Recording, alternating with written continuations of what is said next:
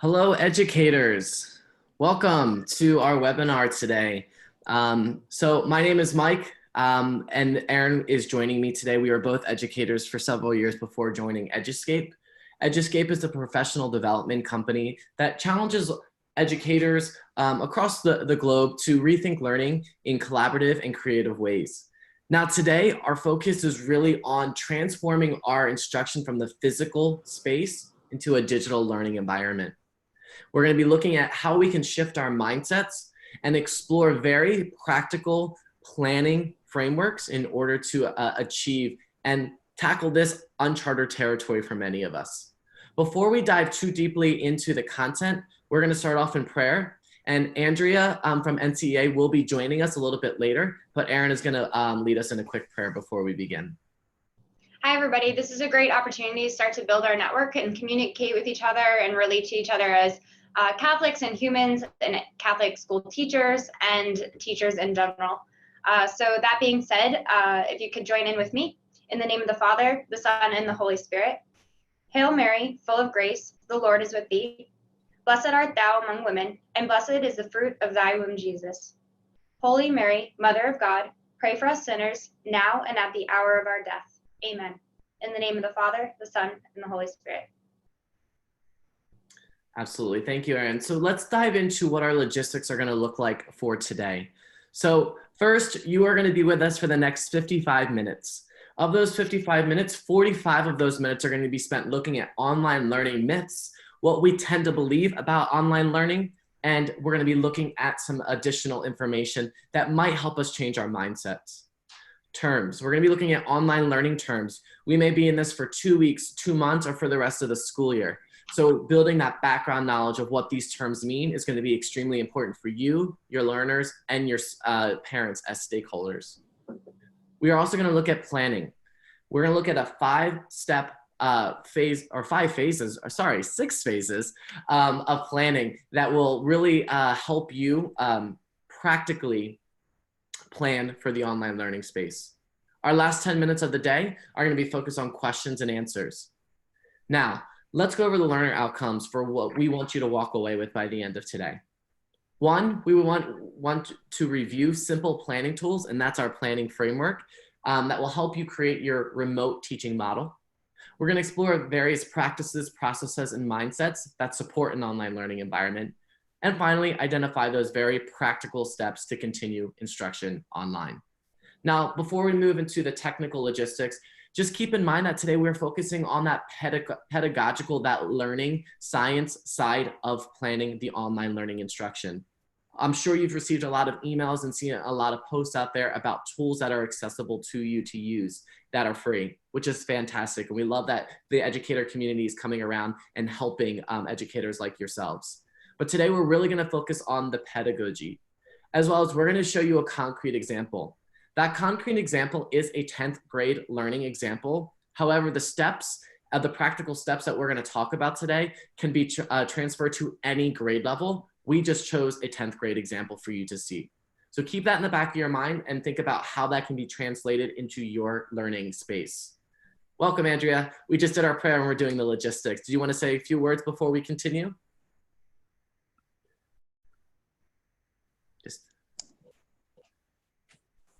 Hi, everyone. Sorry, I'm a minute late here. That's okay. Did you want to say a few words of welcome before we continue on? Sure. I'm Andrea with NCEA. I'm happy to be here. I know we've had lots of people join us over the last couple of days. We're excited to be co-hosting with Eduscape to bring this information to you. We realize that there's people here from every grade level, and we're going to try our best to sort of apply all of these outcomes to your specific needs. But we also are going to be sharing a lot of resources throughout, follow-up resources, and also details about future events that are going to dive more deeply into specific tools and grade levels. So please stay tuned and share this out with others. You'll be getting the recording and access to the slides and all of that. So thanks so much for being here. Thank you, Andrea.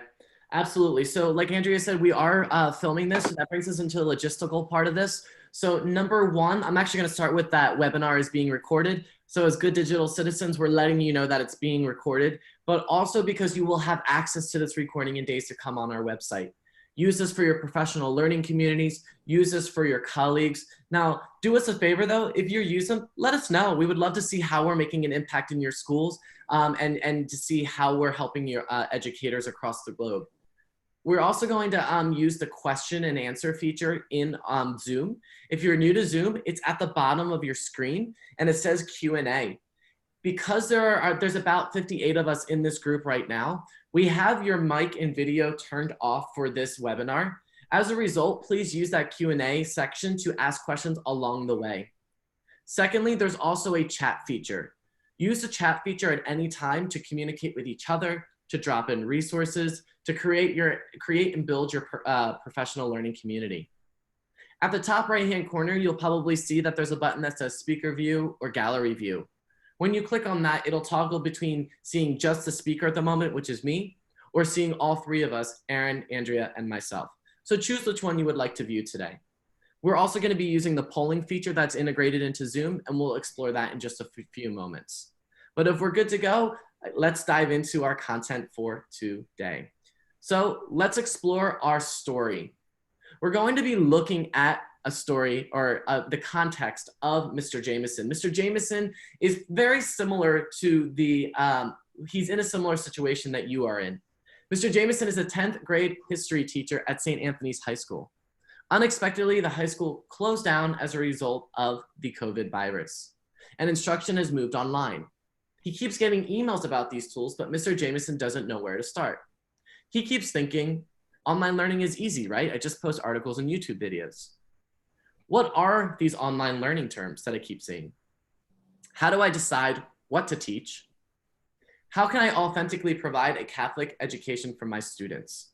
Now, you might have very similar questions today that Mr. Jameson has, and we're going to explore the mindset shifts that need to happen through to online learning space through the context of Mr. Jameson. Let's explore and help Mr. Jameson plan his online instruction.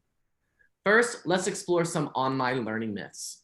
I'm about to launch a poll for you to interact with us in just a few minutes. What you're going to see is you're going to see 5 statements. These 5 statements correlate to myths or facts.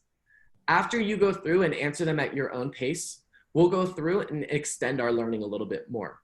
I'm going to read through the statements at my own pace, but feel free to answer them at your own pace. As we've been having some weird glitches with the poll, so if it doesn't show up right away, please just let me know in the chat and I'll be sure to relaunch it. So I'm going to launch right now. If for whatever reason it does not pop up, that is okay. But let's dive into statement number 1. Statement number 1 says that online learning is harder for the learner. So again, I'm going to read them at my pace. Feel free to answer at your own pace and to let me know if it's not in your chat for whatever reason. I'm sorry, if it's not popping up on your screen in the chat. Online learning is harder for the learner. Is that a myth or is that a fact? Online learning is harder for the learner. Great, let's go on to statement number 2. Statement number 2 says learners will look up answers online to complete assignments. Learners will look up answers online to complete assignments.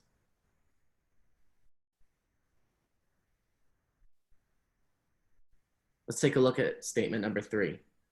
Statement number 3 says online learning is as effective as face-to-face learning. Online learning is as effective as face-to-face learning.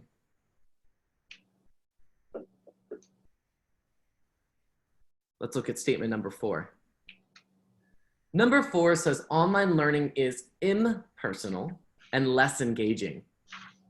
Online learning is impersonal and less engaging.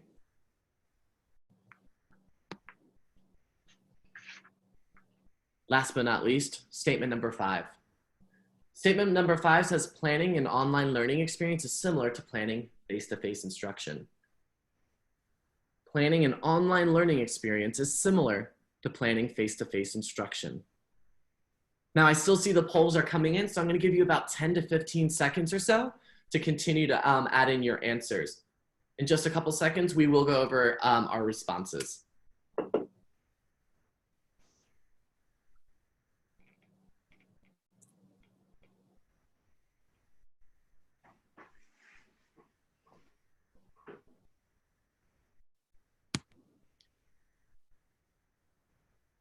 All right. Let's take a look at statement number 1 again. Statement number 1 says that online learning is harder for the learner. 70% of you say that's a myth. 30% of you say that's a fact. Really, our response is it really depends. Why is that our response? Well, there's many factors that we do not have control over as educators, especially because students are at home. Now, there are some components of, actually there's many components of online learning that we as educators do have control over. In particular, I'm going to talk about 3 components of online learning. The first component of online learning is communication. If our communication is not clear, concise, and consistent, online learning can be harder for the learner. For example, if we are meeting with our students every day, or if we're meeting in a learning cycle that maybe on Monday, we're posting our work and Friday, work has to be completed. No matter either model, we have to make sure that our students know where we're going to communicate with them. Are we going to communicate on Google Classroom in the postings? Are we going to communicate with our students in Microsoft Teams? Are we going to use email? How are we going to communicate with our students is really important. And we need to make sure that our students know where we're going to do that. 2, we also have to explain to our students how often we're going to communicate with them. Are we going to communicate with them once or twice a week? Are we going to communicate with them only on Monday? Are we going to offer office hours? Are we going to be open to communication at all times via email? Be sure that your students understand when and where and how you're going to communicate with them. Let's also take a look at our learning activities. In your classroom, in your physical classroom, oftentimes we create scaffolds and supports for our students. In some ways, we can teach as, I'm going to show you how to do it, we're going to do it together, and then gradually release so that students can do the work on their own. Transferring those same scaffolds and those same supports into your digital classroom is extremely important. Whether that be bolding your directions, bolding words within questions, offering supports in the form of checklists or agendas. However you might do that in your physical classroom, consider transferring that into your digital classroom as well. We spend a lot of time in the beginning of the school year letting our students know our routines, our norms, and our procedures. Transferring all of that into an online setting is also very important. The last component is management. Management is really important when it comes to where you're putting your assignments. Are you going to put them on the main feed for Google Classroom? Are you going to use the classwork section and divide it up by topics? Are you going to code your assignments? For example, HW for homework or CW for classwork. Letting your students know where you're going to be posting assignments and how you're going to be posting them is going to be very important for them. They'll be able to know exactly where to find it so that there's no confusion. Remember, they're navigating these waters just like you. And the easier we can make that for them when it comes to our organization, the better. Also consider the scheduling tools such as the calendar. The calendar you can use to schedule out when assignments are due, when assessments are due, or maybe when you want to meet with them synchronously or virtually like we are doing right now. But also help them learn how to use that tool to help them track their own learning. All right, let's take a look at statement number 2. Statement number 2 says that learners will look up answers online to complete assignments. About 25% say that's a myth, and about 75% say that's a fact. It's absolutely going to happen. But let's talk about some of the reasons why that could happen and how that could be a learning experience in its own. 1, I just mentioned that students are navigating these waters on their own. In some cases, they do not have support at home like they did in the classroom. When they are in the classroom, they have classmates, they have you, they might even have in-class support. At home, there may be a parent or guardian there, but that parent or guardian may be working. Or there may not be a parent or guardian there. Thinking about how they do not have that safety net of support, they may search for answers online to help them navigate these waters. Will there be students that look up answers online just to complete assignments quickly as well? Absolutely. But also making this a learning experience, we can teach our students how to evaluate sources for credibility and how reliable that they can be with that digital citizenship. In a little bit, I'll drop some resources for you that are pertaining to digital discipleship and how we can use the digital online platform to practice good citizenship and discipleship. Finally, if using online will students look stuff up? Absolutely. So for educators, we need to consider how we're going to assess knowledge. How are students going to use that online information for a purpose?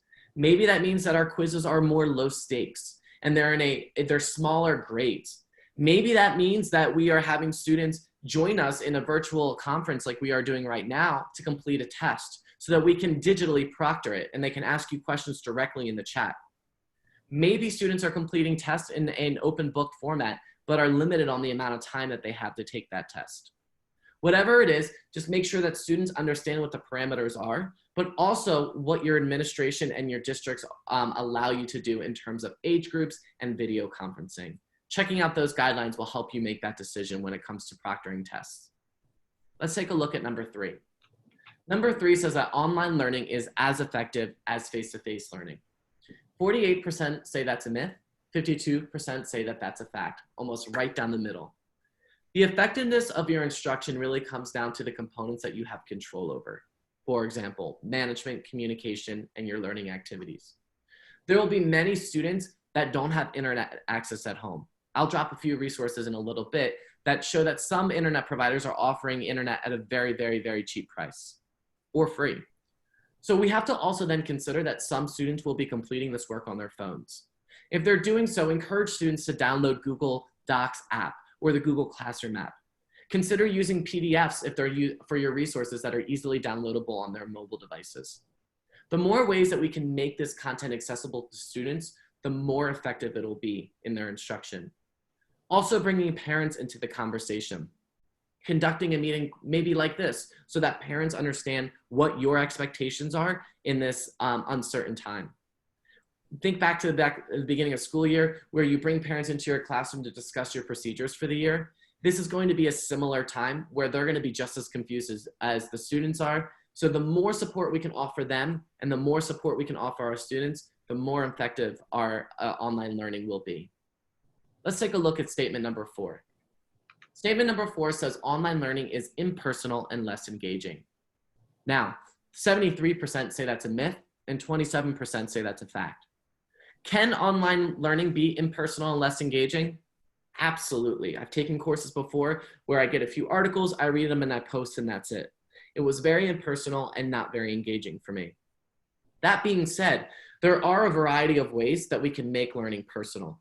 For example, maybe you're meeting with students just like this. Maybe you're meeting on using video conferencing software that allows it to feel the instruction to feel more personalized. Maybe you're using Google Classroom and you're using surveys and polls to figure out what are students doing this weekend? How do they feel about what's happening? Maybe they're posting selfies of their workspace so that you're connecting the virtual space with their physical space. The more that you as educators can interact on your digital platforms or with students, the more it'll legitimize the learning space, the online learning space. If you're posting discussion questions or questions, we should as educators also be interacting and discussing with students. Which brings me to the engagement portion. Think about how you can bring students together using collaborative tools such as Google Docs or Microsoft Word. Think about how maybe using Google Hangouts can bring students together virtually, or they bring the students together with you virtually. The more ways that we can bridge that connection, the more that personalized and the more engaging the online learning environment will be. Let's look at number 5, our last one. Our last one talks about planning and how similar it is to face-to-face and online, face-to-face instruction, and how similar that is to online learning. In the perfect world, online learning experiences are planned almost identically to face-to-face instruction. The biggest difference is how you structure your activities and which digital tools you're going to use to structure those activities and how you'll deliver that content. In our case, and what Erin is going to talk about in a few minutes, is that we're in what you call the emergency phase, where we don't know how long we're going to be here. We have no training on this. So because of that, our planning is going to look slightly different, although it's going to look very similar to what we do on a daily basis. So let's see. Has Mr. Jameson's thinking changed at all? Absolutely. Mr. Jameson now realizes he was slightly wrong about online instruction. He realized that he just needs to make sure that his planning, digital organization, and communication is very clear to facilitate online instruction and to make it effective and easy for his students. Students may look up stuff online, so because of that, how he assesses their knowledge might need to change slightly. Online learning can be effective if he provides his learners with the supports they need to access that content. Online learning doesn't have to be impersonal or less engaging, especially if he uses some of the tools that he gets emails about, or he uses the tools he already knows how to use, like Google Docs or Google Classroom. And he already knows how to plan face-to-face instruction, so planning online is just very similar. But this happens so quickly, some adjustments are going to need to be made. All right, I think he's feeling pretty confident, but he has another roadblock. Yes, his mindset has shifted slightly when it comes to online instruction and what that might look like, but what do the terms mean? He keeps coming across them, so let's help Mr. Jameson explore these online terms. So I'm going to drop into the chat right now a PDF of all of these terms. Please use these in your professional learning communities. Please use them with your students and maybe even your parents. Let's go through the terms right now, and I'll provide you some examples of what that looks like in the online learning space. Asynchronous learning. Asynchronous learning is when students are going through your instructional content at their own time, place, and pace. For example, if you're giving content on a Monday and all of their work is due on Friday, maybe students are completing their work at 2 a.m. or at 2 p.m. Maybe they're doing little by little each day, or maybe they sit down and knock it all out at once. That's asynchronous learning, where students are all learning at different levels and at different times. Authoring tools. These are tools we use to build, create, and design our online learning content. In our purposes for K through 12 educators, most likely our authoring tools are things like Google Docs, Screencastify, Google Draw, Microsoft Word, Microsoft PowerPoint. However we build our online content, those are your authoring tools. Blended learning. Blended learning is traditionally defined as having face-to-face instruction in a physical classroom, coupled with online learning that is happening asynchronously. Now, in our purposes, what we're doing right now could be considered face-to-face instruction. So if you want that blended learning model, maybe you meet with your students via video chat like we're doing right now, and then they complete some work asynchronously the rest of the week. You get to decide that, or your district gives you some guidelines on what you should be doing. Curation. Typically when we hear the word curate, we're talking about museums and curating these exhibits. And a lot of time the art is curated in such a way that visitors walk away with a very specific feeling or mindset.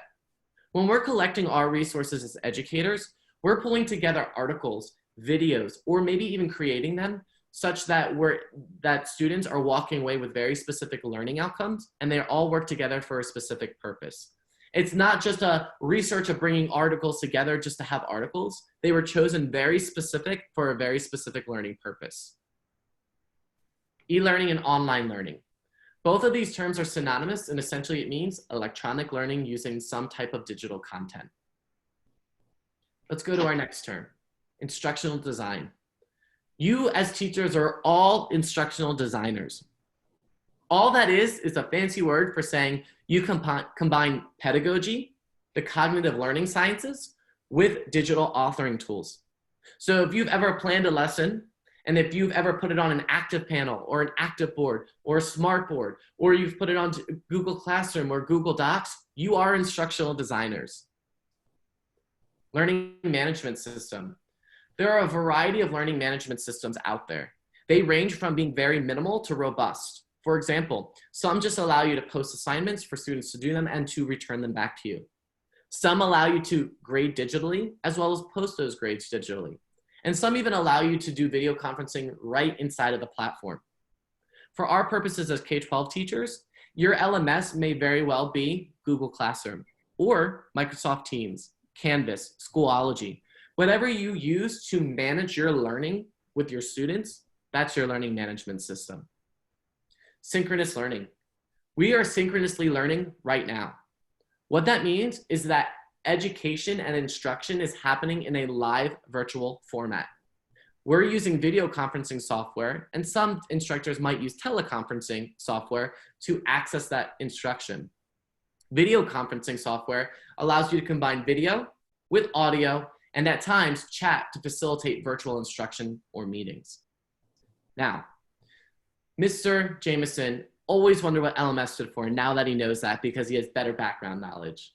He now understands the different terms that go along with online learning. So as he researches and combines and builds out his online content and starts to grab some of those tools that he keeps getting emails about, now he understands what some of those terms mean. Explain these terms to your learners. You might start to use the language and they might be wondering what those terms are. A lot of parents were recently thrown into the homeschooling situation or looking for resources out there. They may have come across these terms as well. So providing these resources to them as stakeholders and supporters of your learners, all of us speaking the same language can only benefit us in the online learning space. Finally, decide if you want to meet asynchronously or synchronously. It really does depend on what your district requires of you and what your abilities are, what your comfortability is with the software, as well as what your students have access to.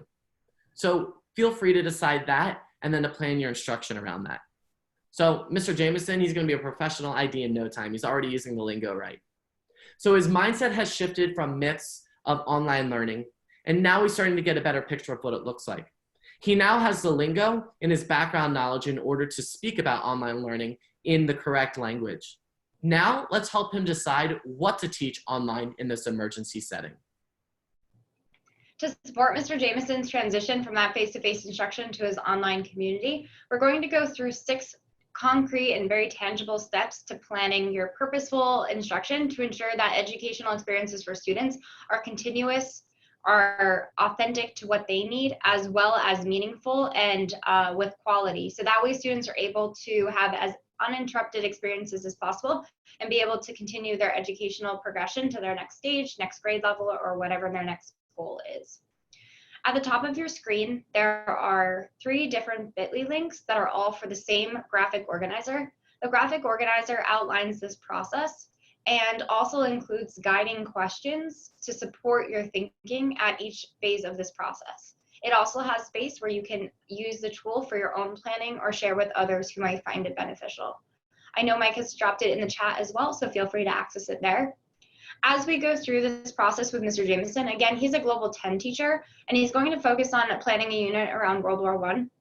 However, this process can be generically applied to any grade level, age band, or content. So be thinking about how this would look in your planning in your content area with your learners. The first step is to take inventory. Mr. Jameson is going to think about the technology tools that he has available to him. Some are going to be from his district, others he may be using already in his classroom, and there may be some that he wants to explore or have been meaning to try that he's heard from other educators. It's great to use the ones that you are most comfortable with because that will allow you to transition quickly to this online learning environment, and also most likely if you know how to use them and you've been using them with your students, they'll also transition more easily. This is a wonderful time though to also explore new tools. I wouldn't get caught up too much in the tools and the bells and whistles or just trying to use them for the sake of using them. Really think about what are the tools that are purposeful to your planning, and this is what this process will support as well. After reflecting on the technology tools, Mr. Jameson is going to reflect on his content goals he has for his students from now until the end of the year, thinking about what does he have left to teach students that he has not yet taught and needs to get through. After each step, I'm just going to pause for a minute for anybody who's taking notes or on the slides. And then we'll see the concrete example of Mr. Jameson's classroom.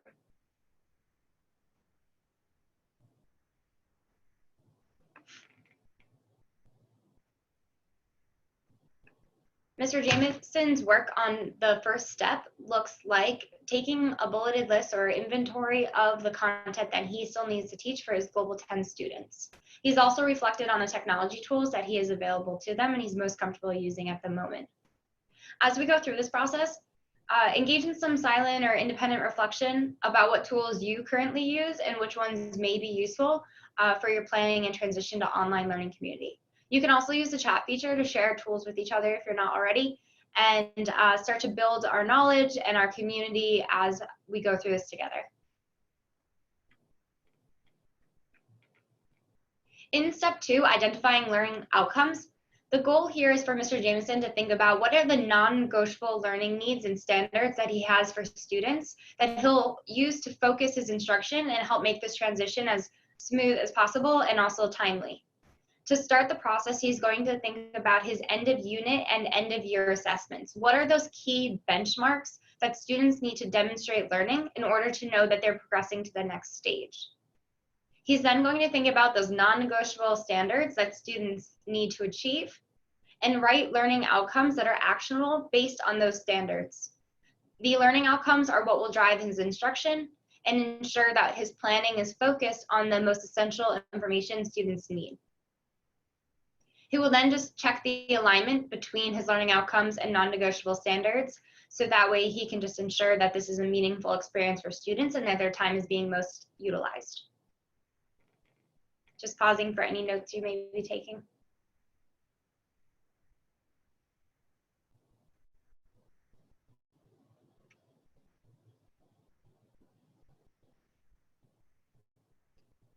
For Mr. Jameson's classroom, this process manifests in thinking about his end of year assessment. In this case, it's a state exam in global history that students need to achieve in order to progress to the next phase of their social studies education, as well as to their next year, in this case, their junior year. He also has thought about his end of unit assessment. In this case, the first piece of content or the next piece of information that students need is around the World War I content.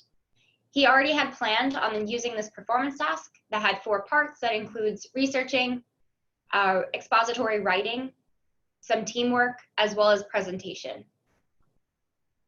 He also reflected on his unit standards and learning outcomes that students would be achieving or demonstrating within this unit.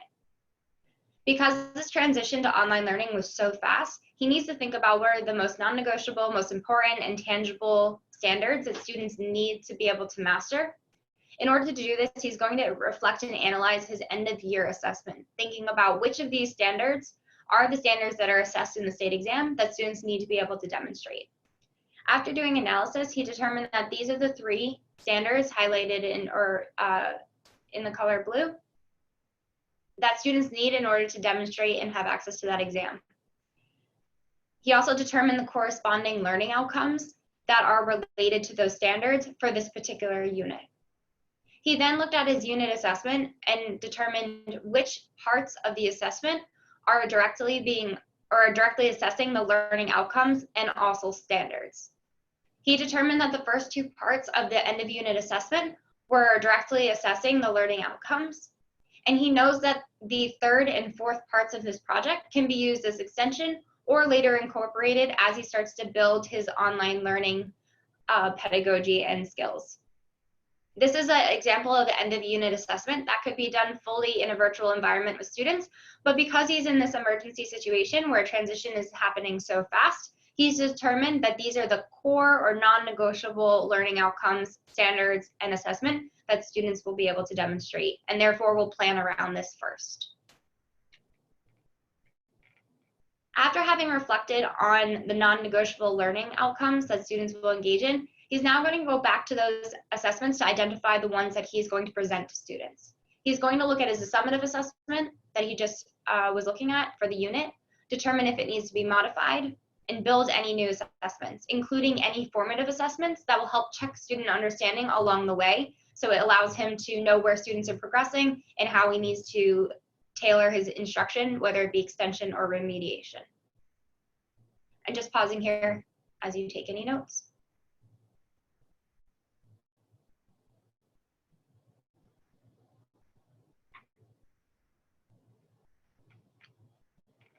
For Mr. Jameson's class, it looks like a presentation of the unit summative assessment that first presents to students the 2 parts that were directly assessed, as well as 2 formative assessments in the form of quizzes.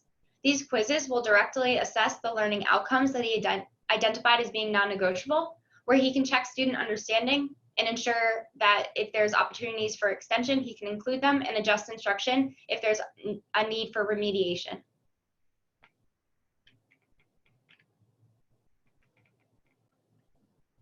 Next, he's going to identify the content and how it will be delivered. He knows what he's teaching and he knows how he's going to assess students. Now it's time to think about the developmental activities that will engage students in the content, as well as give them opportunities to practice skills. At this step, he's going to consider how to create points of access for students. That includes access to technology, access to the content, access to skill practice, and any other type of learning needs or considerations that surround access. Of course, he can't control all the variables that are outside of his control, like at home or in the community, but he can always help brainstorm and provide as many access points as possible for students and families. He'll also consider screen time. How much screen time is he asking students to engage in? He'll also reference his district guidelines and his administration guidelines, or even state guidelines, if applicable, around recommended screen times for the age of students he is teaching. In this case, it's 10th grade. He'll also consider how consistent and valid is the environment that students are engaging in. Do they have authentic opportunities to demonstrate learning? Are they having a consistent experience that is making this experience meaningful for them?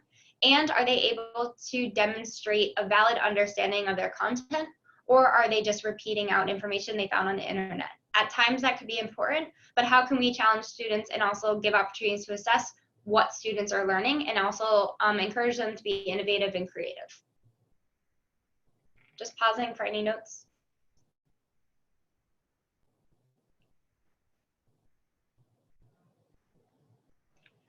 In Mr. Jameson's class, he's thought about 8 activities that will engage students in the content, as well as provide opportunities to practice their skills. In the beginning of the activities, students are engaging with the background information, the cause, as well as the effects of World War I, having opportunities to demonstrate their expository or summative skills, citing evidence, analysis, which are all directly aligned to those Common Core standards, as well as the learning outcomes he identified. They also have more opportunity to practice and refine their skills as they enter into a writing process of pre-writing, drafting, peer feedback, and revisions, as well as opportunities to create and publish their work.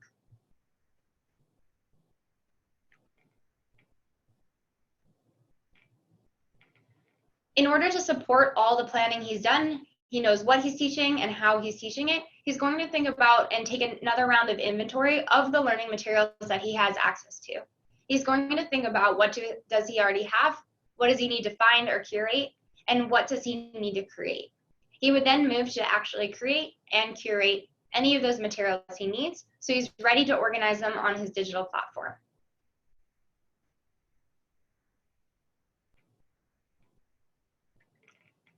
In going through step 5, identifying learning materials, Mr. Jameson is thinking about what videos, readings, discussion questions, worksheets, or organizers, handouts that may be informational, project materials, or rubrics he needs to find, and what he needs to create. With how fast he's moving to this online planning environment and online instruction, going through this process has helped him narrow down and identify the scope of the work that he needs to prepare in order to transition students to their online platform.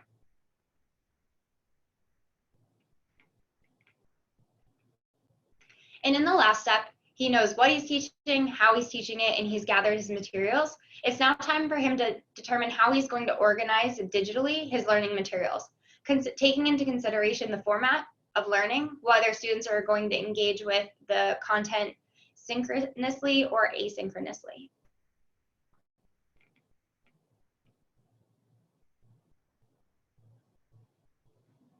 At this step, Mr. Jameson is ready to communicate the assignments and quizzes and summative assessment that are expected of his students. He's considered the naming conventions, how these documents will be named and presented to students. So when they're on their LMS, they can quickly identify what's expected of them and quickly interpret because there's consistency in the presentation of expectations. He's identified the assignment type when students are engaging in whole class instruction and when they're engaging in independent learning or that asynchronous learning. He's also identified key meeting times when that virtual face-to-face instruction will happen and when due dates will take place for more independent learning. This is extremely supportive of parents as they begin to plan their schedules and navigate this new work from home and also homeschooling environment that they may be in. By knowing that there are a set number of opportunities when students need to have access to technology and they need to be able to engage with their class, they will have more resources to be able to plan and also communicate any challenges with you so you can work through it together. By sharing this type of information with students and parents, everybody is able to start to build their self-organization and time management skills because they know what's expected and all expectations and learning is transparent for everybody involved.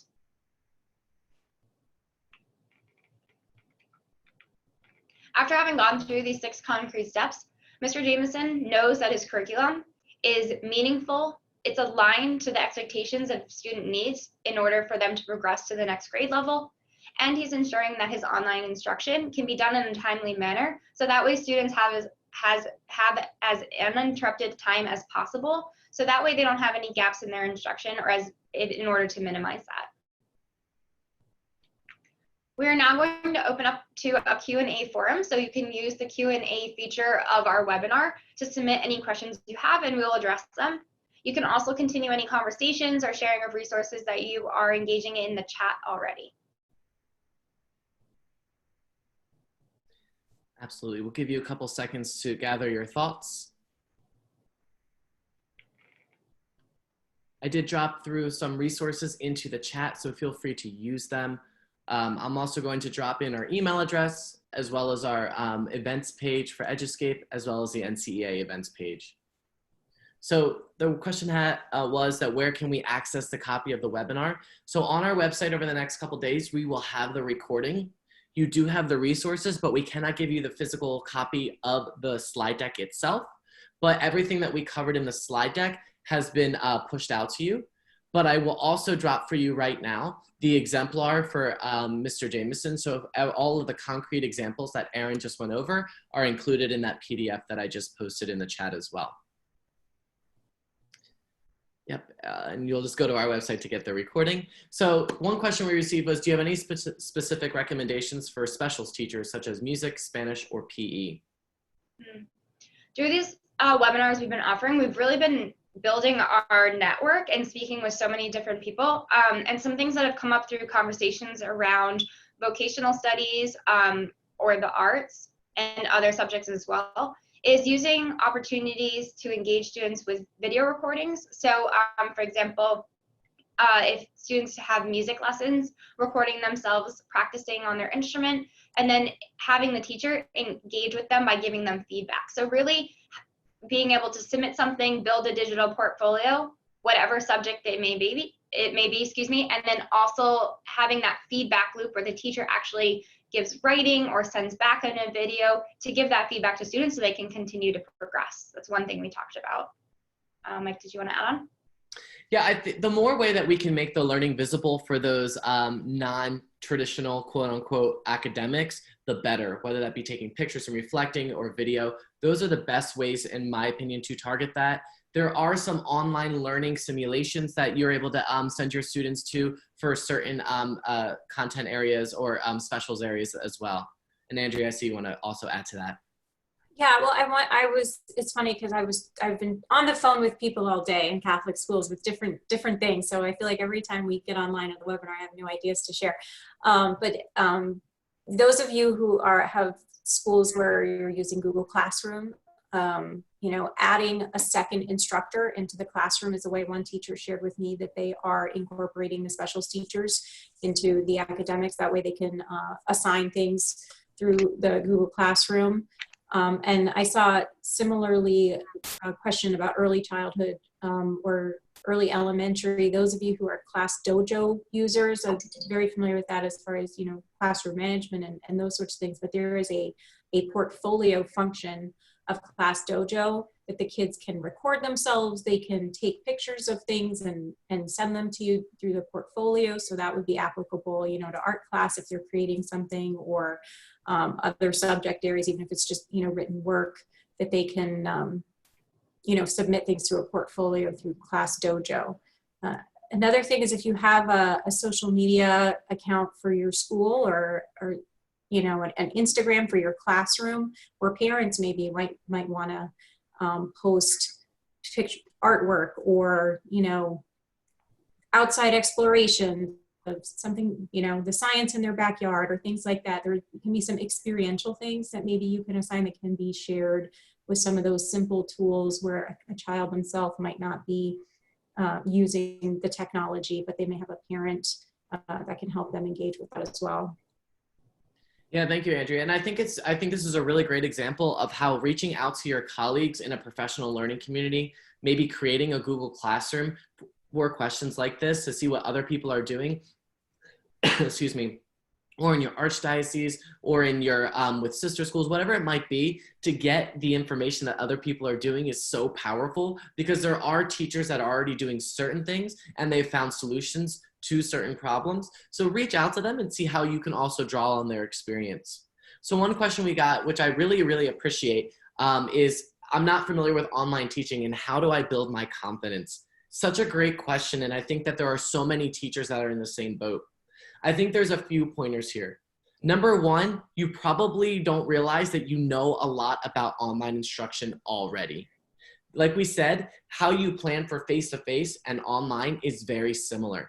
The biggest differences is delivery of that content and the tool knowledge. But I want to encourage you to use the tools that you are 100% confident with already. That being said, there's always room to grow for all of us as educators, and we know that. So keep an eye out for tools that you think you might want to use, but don't feel like you have to go out there and use all of these tools immediately. Use the tools that you feel comfortable with so that you can start to build your own capacity and your own confidence. When it comes to resources, like I just said, talk to your colleagues and see what they're doing, as well as do what you feel comfortable with. If your students are comfortable with you emailing and only emailing, use that. If you want to use Google Classroom and you've been kind of dabbling around with it and saying, you know, I've been kind of wanting to do this, so I might as well just learn it, go ahead and do that as well. This is a great time to be innovative and try new things, but that also being said, do things within your comfort level initially so you can start to build your confidence and build capacity, and communicate with your students every step of the way so that they're on the same page as you. Erin, did you want to share anything else? I know Andrea said this before, but again, just those who are really confident in tech too, using or being a resource or making yourself available, connecting, sharing ideas, sharing pictures. It seems like the more educators I talk to, just the more, and parents too, who are trying to scramble and find ideas to keep their children have busy but meaningful experiences, not just busy work either, and meaningful play opportunities. So at the bottom, we have our social media. We are working to just connect educators. So we're kind of the home base, and NCEA social media is the home base as well. So if you want to like our posts or connect to the people who have also liked those posts and start the conversation, and we're starting the conversation as well. So just helping each other and not being afraid to ask questions or also share what's going on. Yes, and we're actually going to be posting, we've gotten some questions over the last couple days, or the last 2 days. It's amazing it's only been 2 days. We've done these webinars for probably about 1,500 educators, which is fantastic.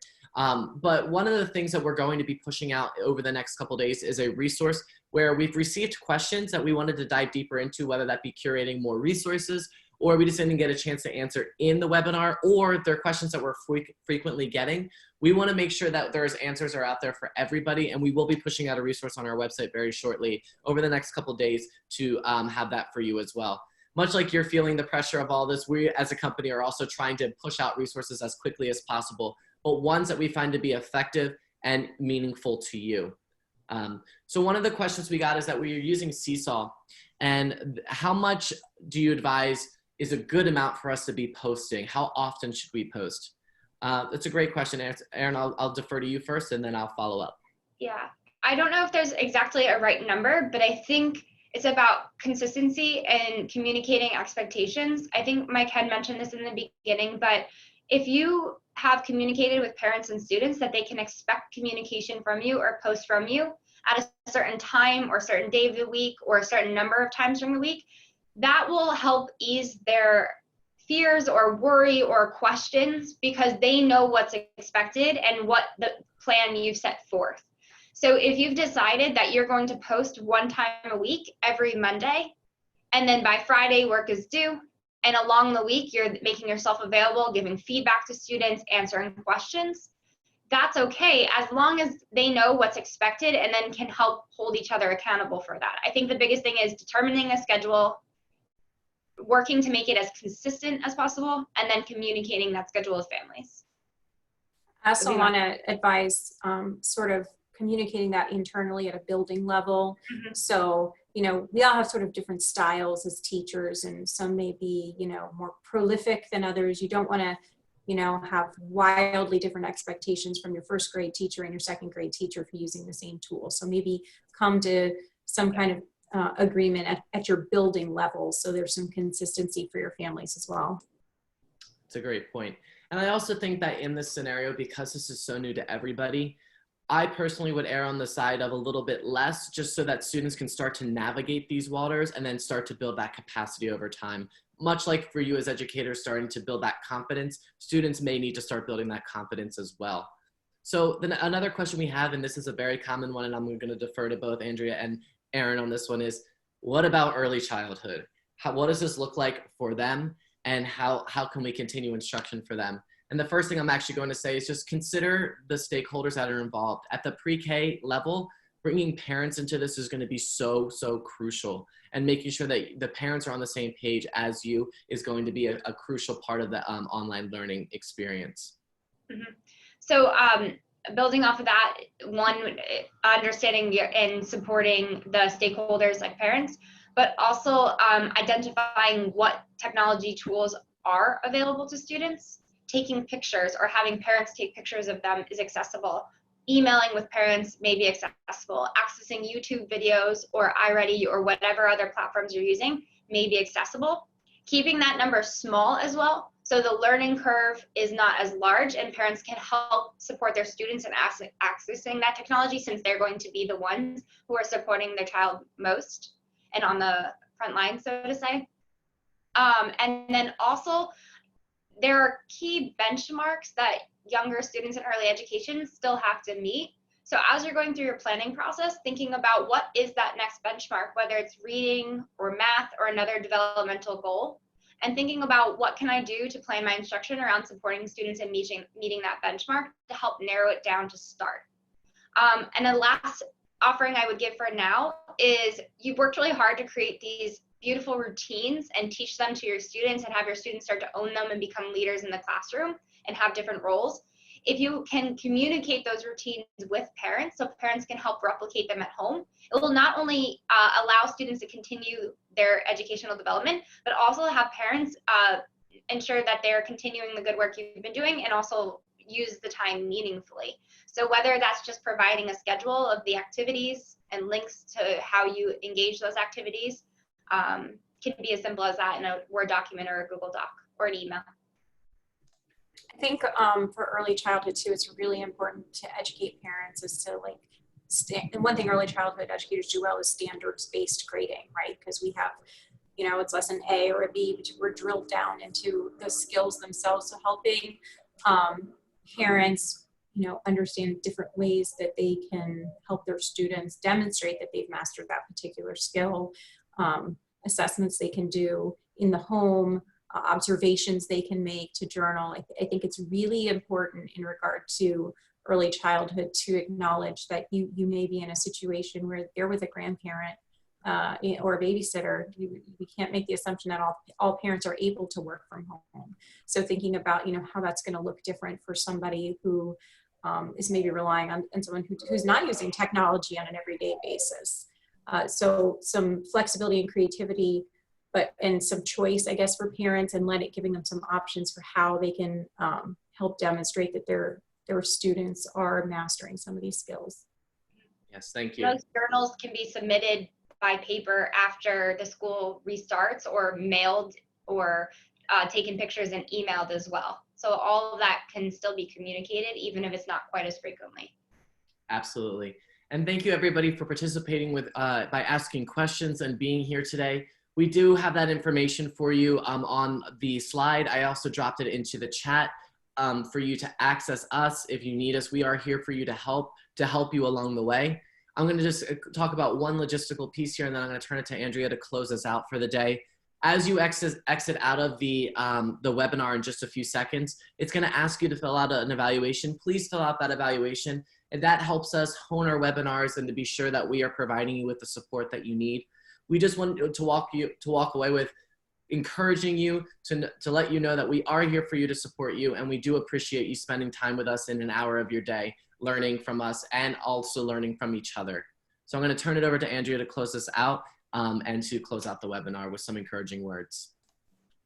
You know, I think the most basic thing is just realize this is going to take some time.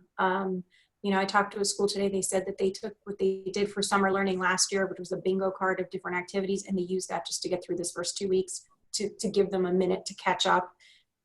Do things like that for yourself.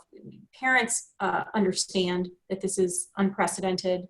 So just do what you can, do a few things at a time, assess, talk to each other, support each other, be patient with each other.